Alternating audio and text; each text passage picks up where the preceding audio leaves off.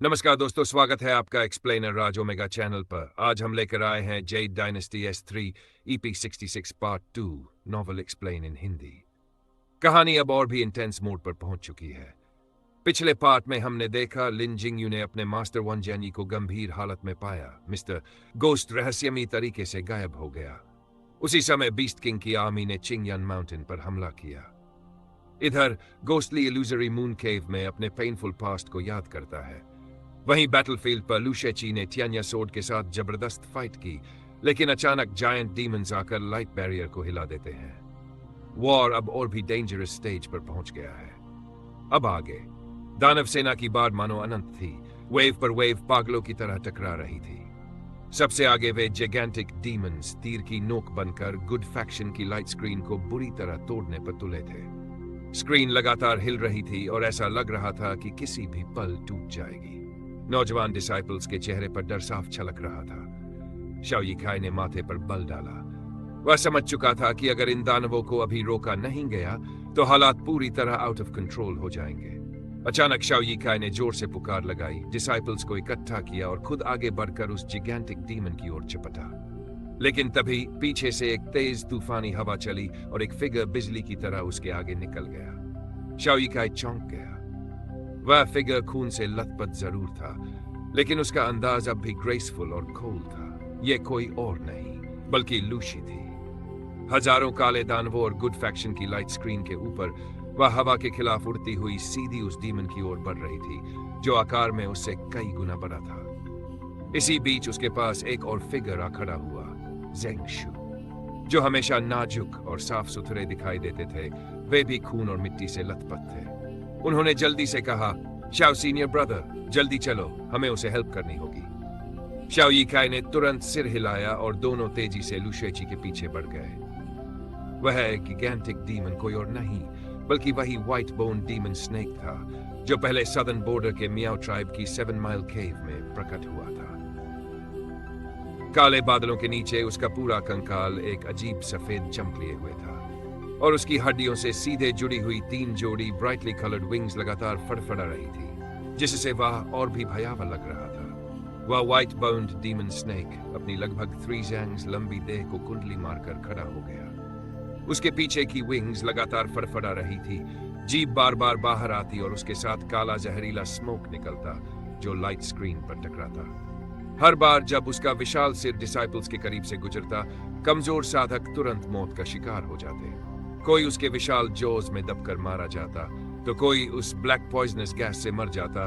जहर उनके दिल तक पहुंचते ही सब खत्म। एक के बाद एक कई डिसिपल्स उसकी मौत का शिकार हो गए। स्नेक उन्हें बिखरते देख अपने फ्लैशलेस चेहरे पर भी कंटेम्प्ट जाहिर कर रहा था। और ठीक उसी अहंकार की चरम सीमा पर अचानक एक व्हाइट शैडो उसकी आंखों के सामने चमका।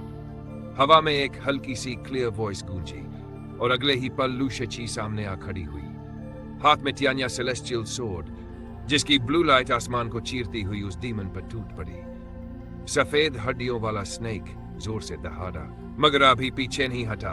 उसने न्यासवर्ड को पूरी तरह इग्नोर किया और अपना विशाल मुंह खोलते हुए सीधे लूशी की ओर छुटा। उसकी 2 विशाल सफेंग्स आसमान से बिजली की तरह नीचे गिरी, लेकिन लूशी का एक्सप्रेशन बिल्कुल काम था। उसने एक पल भी डर नहीं दिखाया। तियान्या सोर्ड की लाइट और भी चमकी और ब्लैक गैसेस को चीरती हुई ऊपर उठी, मानो 9 हेवंस में फीनिक्स की चीख गूंज रही हो। अगले ही पल तलवार ने डार्क क्लाउड्स को काटते हुए स्नेक के सिर से 3 ची नीचे उसकी हड्डियों पर वार किया। एक गहरी धीमी आवाज उसके शरीर की गहराई से निकली।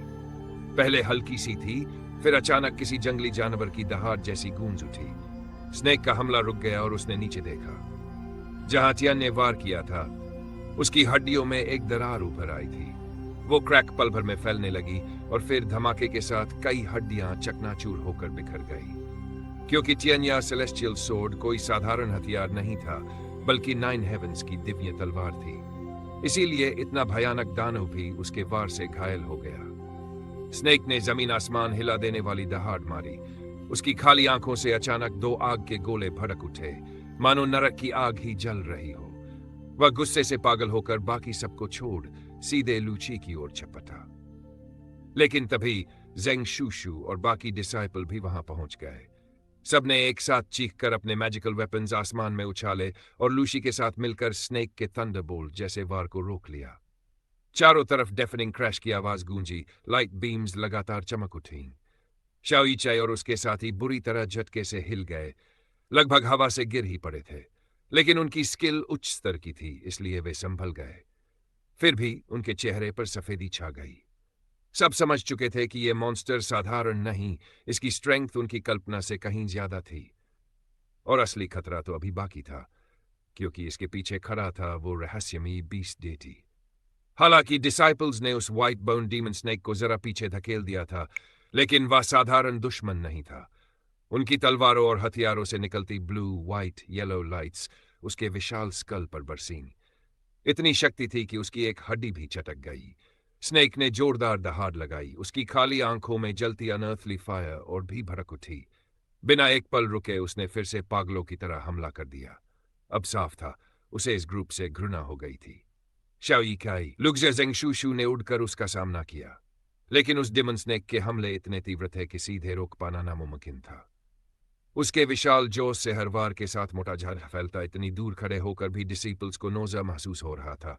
कोई विकल्प न होने पर सबने मिलकर अपनी स्पीड और रिफ्लेक्सेस का इस्तेमाल किया और स्नेक को घेर कर चारों तरफ से अटैक करना शुरू किया। मैदान में ऐसे जिगेंटिक डीमन बेस्ट्स मौजूद थे। शुरुआत में डिसिपल्स डर से बिखर गए, लेकिन शाओया काई और अन्य एलीट डिसाइपल्स की अगुवाई में ग्रुप्स बनाकर सबने इन दानवों को कंटेन करना शुरू किया। भले ही जीत उनकी पहुंच से दूर थी और वे बुरी तरह थक चुके थे, लेकिन धीरे धीरे हालात काबू में आने लगे। लाइट स्क्रीन भी फिर से मजबूत होने लगा। इस बीच क्रिस्टल हॉल के बाहर रेवरेंड दाओ शुआन और बाकी एल्डर्स गंभीर चेहरे लिए खड़े थे। उनकी भौहें कसकर सिकुड़ी हुई थी। नीचे की लड़ाई और भी ब्लड सोक्ड और इंटेंस होती जा रही थी। न जाने कितनी जिंदगियां उसी पल खत्म हो चुकी थी। रेवरेंड दाओ शुआन ने देखा, इन्यूमरेबल ब्लैक बीस्ट्स के बीच वे 6 विशाल डीमंस और भी उग्र हो रहे थे। शाओई काई और एलीट डिसाइपल्स लगातार भिड़ रहे थे, मगर धीरे धीरे सबकी कमजोरी साफ झलकने लगी। ऐसा लग रहा था कि वे ज्यादा देर तक टिक नहीं पाएंगे। दाओ शुआन का चेहरा और गंभीर हो गया। उन्होंने नजरें उठाकर आसमान देखा। ऊपर अनंत डार्क क्लाउड्स लहरों की तरह घूम रहे थे और धीरे धीरे नीचे झुकते जा रहे थे, मानो पूरी धरती पर टूट पड़ने वाले हों। तभी बगल में खड़े यून ने खांसते हुए धीरे से कहा, दाओ शुआन सीनियर ब्रदर, हालात अब क्या ये? उसने वाक्य पूरा नहीं किया, लेकिन रेवरेंड दाओ शुआन समझ गए। स्थिति बेहद खतरनाक हो चुकी थी। दाओ शुआन ने उसकी ओर देखा और धीरे से कहा, वैली मास्टर, चिंता मत करो। फिर उन्होंने पीछे देखा। वहां कई एल्डर्स खड़े थे, कोई ग्रे हेयर्ड तो कोई एकदम सेलेस्टियल डिमीनर लिए। ये सब चिंगयन सेक्ट और अन्य शाखाओं के अंतिम सीनियर्स थे, जिन्हें गुड फैक्शन की लास्ट स्ट्रेंथ कहा जा सकता था। दाओ शुआन कुछ देर मौन रहे, अंत में धीमी लेकिन दृढ़ आवाज में बोले, सब लोग नीचे चलो। किसी ने कुछ नहीं कहा। रेवरेंड के शब्द सुनते ही एल्डर्स ने हल्का सा सिर हिलाया या हाथ जोड़कर प्रणाम किया। अगले ही पल लाइट बीम्स आसमान में उछली और गुड फैक्शन के अंतिम एल्डर्स पहाड़ की तलहटी की ओर युद्ध में कूद पड़े। अब असली युद्ध शुरू हो चुका था। वन जैनी का लाइफलेस बॉडी जमीन पर पड़ा था। ड्रैगन स्लेयर सोर्ड पर गिरा हुआ वह दृश्य लिन जिंगयू के दिल को चीर रहा था। गोस्ट काली वेल के पीछे चुपचाप खड़ा था। उसका एक्सप्रेशन किसी ने नहीं देखा, लेकिन माहौल और भी भारी हो गया। लिन जिंगयू का मन अब पूरी तरह से बिखर चुका था। 10 साल पहले चिंगयन सेक्ट की अपहीवल में उसने अपने गुरु टाओइस्ट कैंगसोंग को बिट्रेयल करते देखा था, और फिर उसके जीवन में अचानक वन जेनी आए, जिनकी नॉलेज और बेयरिंग ने लिन जिंगयू को डीपली प्रभावित किया। 10 साल तक वन जेन ने उसे गाइड किया। लिन जिंगयू के दिल में वे सिर्फ टीचर नहीं बल्कि पिता जैसे बन गए थे, और अब वही रिवेयर्ड व्यक्ति उसकी आंखों के सामने एक कॉर्प्स बन चुका था। हत्यारा कौन है उसे ये तक नहीं पता, न बदला लेने का रास्ता, न ही जस्टिस की कोई उम्मीद। उसके दिल में दर्द, गम और डिस्पेयर उमड़ रहा था। उसकी फायरी और इम्पल्सिव नेचर अब धीरे धीरे पागलपन की हदों को छू रही थी। तभी अचानक पीछे के डेंस वुड्स से एक आवाज आई। तुरंत अलर्ट हो गया। उसने पलट कर देखा। जंगल से एक शैडोई फिगर निकला, जिसकी स्पीड इतनी भयानक थी कि उसकी ट्रेन्ड आइज भी बस एक धुंधली आकृति देख पाई। इस जगह और इस समय पर किसी अजनबी का अचानक प्रकट होना, इसका मतलब साफ था। उसका बॉडी इंस्टिंक्टिवली रिएक्ट कर गया। उसने ड्रैगन स्लेयर सोर्ड को कसकर पकड़ा और बिजली की तरह उस शैडो के पीछे दौड़ पड़ा। उसने एक पल को भी यह नहीं सोचा कि अगर यही हत्यारा है तो उसकी शक्ति कितनी भयावह होगी। लेकिन लिंजियू के दिल में अब सिर्फ एक चीज थी, रिवेंज। 10 साल की ट्रेनिंग, वनजानी की टीचिंग्स और ड्रैगन स्लेयर सोर्ड का साहसिक स्पिरिट, उसके लिए पीछे हटना ऑप्शन ही नहीं था।